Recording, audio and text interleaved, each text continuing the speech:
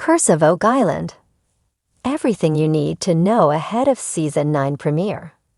History's Curse of Oak Island is back, and the new season promises real results. In the premiere of this season, Rick Lagina says, "Every little piece of data seems to be aligning." TV Show's Ace has the rundown ahead of the Season 9 premiere, so you are up to speed and ready to be Bobby-dazzled. Rick, Marty, and the Curse of Oak Island team have beefed up their resources and technology in their quest to solve the 224-year-old treasure mystery. This leads to extensive digs where Rick, Marty, Craig Tester, and the team conducted to locate the fabled Chappelle Vault. Last season, the seismic testing led them to believe a sunken ship was buried in the triangle-shaped swamp. And along with fully partnered with the landowner, Tom Nolan, the son of the late Fred Nolan, Rick, Marty, and Craig Tester are determined to put the various puzzle pieces together. History says, even more extensive metal detecting will be used to search on the surface of the island, while exhaustive archaeological digs will be conducted near the historic homestead foundations of Daniel McGinnis and Samuel Ball. Curse of Oak Island to date. The cofferdom at Smith's Cove will be expanded so Team COI can conduct an even more extensive investigation.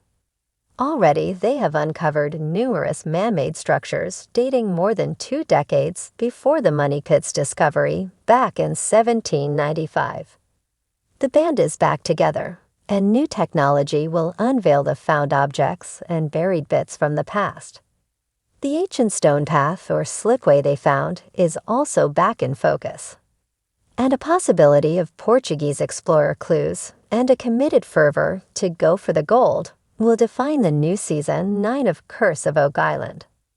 Legends, expanded lore, and one more death, 6 have passed away, allegedly must happen before the treasure can be found. Not to mention metal detector Gary Drayton's various stances for different metals.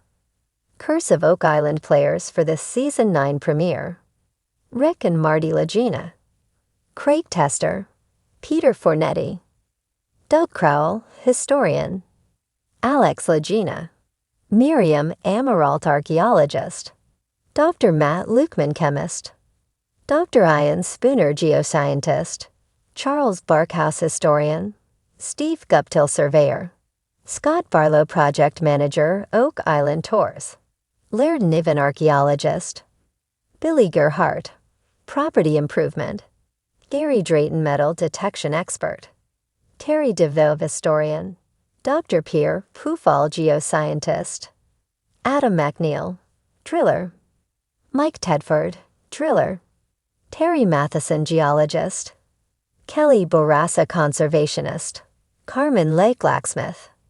This is my Everest. The Laginas are not giving up after 10 years of searching. Last season, Dr. Ian Spooner tested in the Money Pit, and the results were astonishing.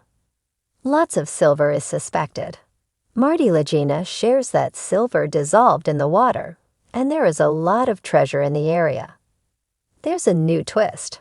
Nova Scotia's Provincial Department of Community, Culture and Heritage Watchdogs oversee archaeology in the area and have put more restrictions on where and what the Laginas can excavate.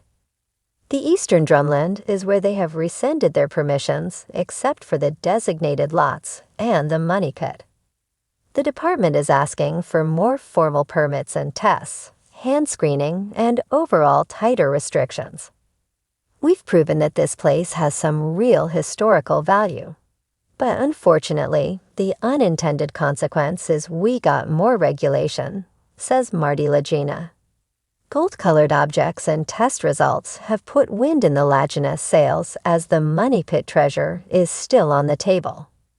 The expansion of C1 shaft exploration and further exploration of the Stone Road and the vault is expected this year. Dr. Spooner continues to test with boreholes and cutting-edge mineral analysis. These tests will determine the presence of gold and silver.